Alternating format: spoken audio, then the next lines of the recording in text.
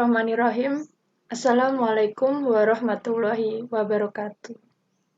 Kami dari kelompok 11 akan mempresentasikan hasil makalah kami yang berjudul Penilaian Pembelajaran Pendidikan Agama Islam yang beranggotakan Nur Indah Wulan Listingsari, Nur Resa Fisabil, dan Komarul Azmi. Langsung saja pada materi yang pertama, yaitu Penilaian Pembelajaran Pendidikan Agama Islam berbasis Teknologi Informasi dan Komunikasi. Pembelajaran agama Islam dengan berbasis teknologi informasi dan komunikasi memang proses pelaksanaannya telah dilakukan. Namun, dalam penerapannya di sekolah, pembelajaran dengan menggunakan teknologi informasi dan komunikasi belum digunakan secara maksimal seperti yang telah ditargetkan pada tujuan pendidikan dan pembelajaran. Dalam perencanaan pembelajaran pendidikan agama Islam berbasis teknologi informasi dan komunikasi, berada di tangan pendidik sebagai pemegang kendali dalam proses pembelajaran di kelas. Para pendidik agama Islam merencanakan strategi pembelajaran termasuk tentang pendekatan, metode, teknik yang telah disesuaikan dengan tujuan pembelajaran.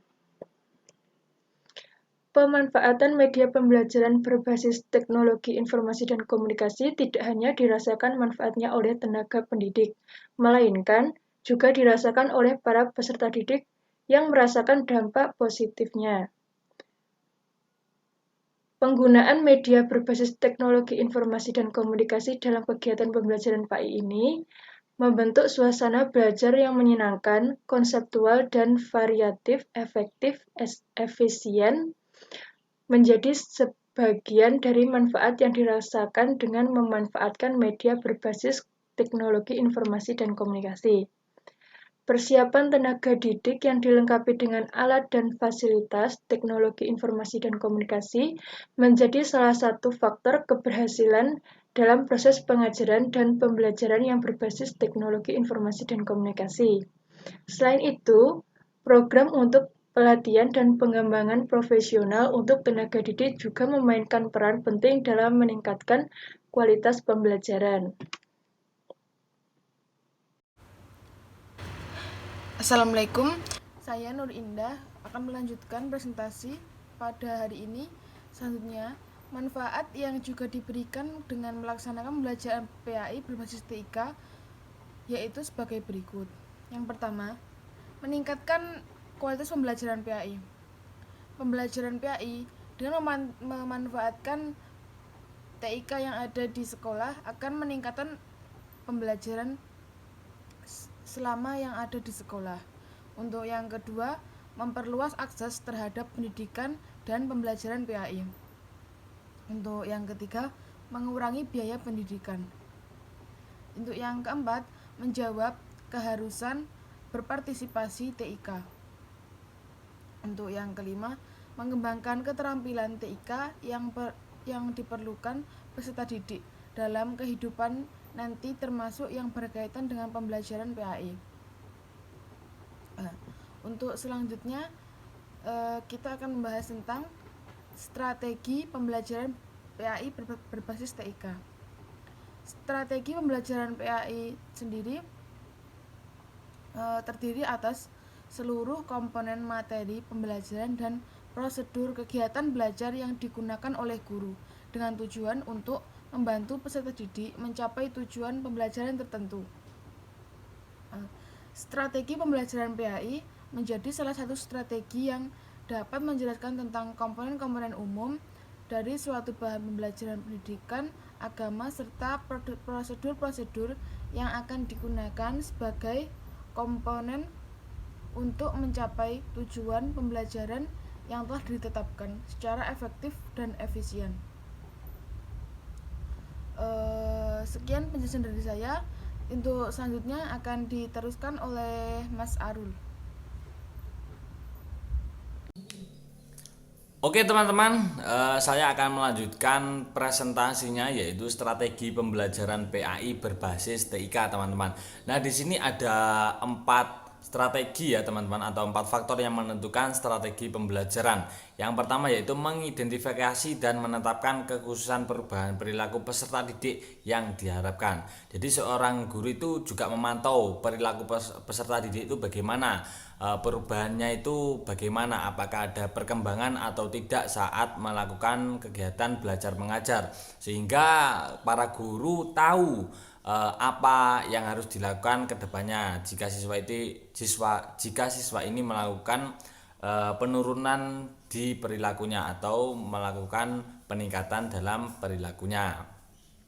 Terus yang kedua yaitu memilih sistem pendekatan pembelajaran teman-teman. Nah, di sini memilih sistem pembelajaran juga sangat berperan penting di dalam menentukan strategi pembelajaran. Karena jika sistem atau metode pendekatannya itu baik dan bagus, sehingga para penerima materi atau para penerima ilmu juga akan sangat mudah memahami pemberian materi tersebut teman-teman. Terus yang ketiga yaitu memilih dan menetapkan metode belajar mengajar.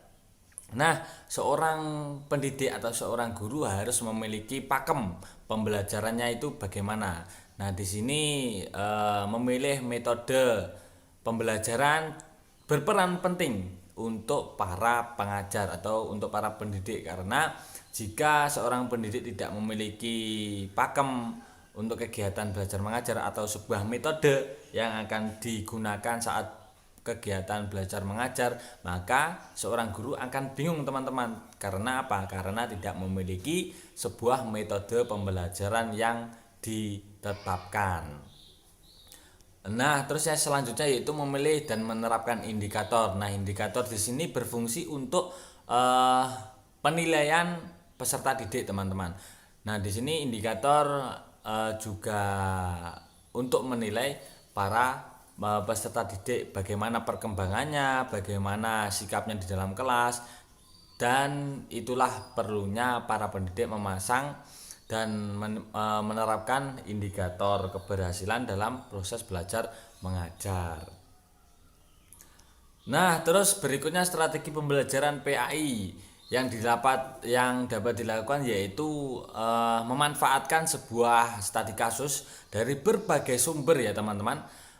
Dari media sosial maupun hasil kajian di berbagai literatur seperti jurnal atau buku atau lain-lainnya teman-teman. Terus yang kedua yaitu adanya dorongan dari guru. Jadi seorang siswa ini tidak diharuskan selalu menunggu pemberian materi-materi dari guru, tetapi para siswa juga harus dapat belajar secara otodidak. Nah, belajar otodidak ini lewatnya dari mana? Ya, lewatnya dari teknologi seperti penggunaan media sosial. Banyak sekali seperti YouTube, terus Instagram, TikTok ya teman-teman, atau berbagai jurnal di Google teman-teman. Jadi para siswa diwajibkan untuk belajar secara otodidak karena seorang guru tidak mungkin terus-menerus mengasih materi. Ya begitu ya teman-teman. Terus selanjutnya yaitu adanya dorongan agar siswa mampu berpikir kritis teman-teman. Nah, di sini para siswa diwajibkan berpikir kritis karena agar siswa kedepannya saat terjun di masyarakat langsung tidak kaget ya teman-teman. Ketika terjadi sesuatu yang mendadak dan para siswa tidak dilatih dengan berpikir secara kritis, maka para siswa tersebut jika besoknya nantinya terjun ke masyarakat maka akan bingung. Nah, maka dari itu disinilah berpikir kritis berperan penting untuk strategi pembelajaran PAI untuk para peserta didik teman-teman. Terus yang keempat yaitu fasilitas belajar yang efektif, yaitu melalui praktek langsung, refleksi dan diskusi. Nah, ini kaitannya dengan berpikir kritis tadi ya teman-teman, refleksi dan diskusi. Nah, di saat diskusi atau belajar kelompok, para siswa tidak tidak mementingkan dirinya sendiri karena di sini diskusi bersama teman-temannya atau work team teman-teman. Di sini para siswa tidak memikirkan diri sendiri, tetapi para siswa juga memikirkan para siswa lainnya agar siswa tersebut bisa berpikir kritis di saat saat situasi yang mendesak teman-teman. Terus menumbuhkan sikap menghargai usaha peserta didik untuk memicu kreativitasnya. Di sini peran menghargai usaha peserta didik lainnya itu juga sangat penting. Jika para siswa nantinya sudah terjun di masyarakat, hal seperti ini harus ditanamkan sejak dini teman-teman untuk menghargai pendapat orang lain teman-teman. Terus yang keenam yaitu memberikan akses kepada peserta didik untuk menggunakan berbagai sumber belajar dan penguasaan berbagai alat bantu belajar ya seperti teknologi tersebut teman-teman.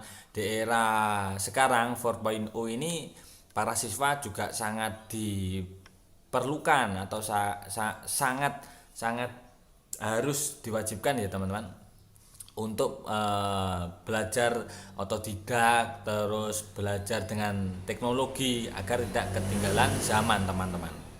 Nah, mungkin cukup sekian ya teman-teman yang kami dapatkan, cukup itu saja. Jadi begini teman-teman, pendidikan merupakan suatu hal yang sangat penting untuk manusia, khususnya pada diri kita sendiri teman-teman, karena lewat pendidikanlah manusia belajar sebuah arti kehidupan, lewat pendidikanlah manusia belajar tentang permasalahan-permasalahan yang dihadapi sebelum terjun di masyarakat ya teman-teman, dan lewat pendidikanlah manusia dapat hidup teman-teman.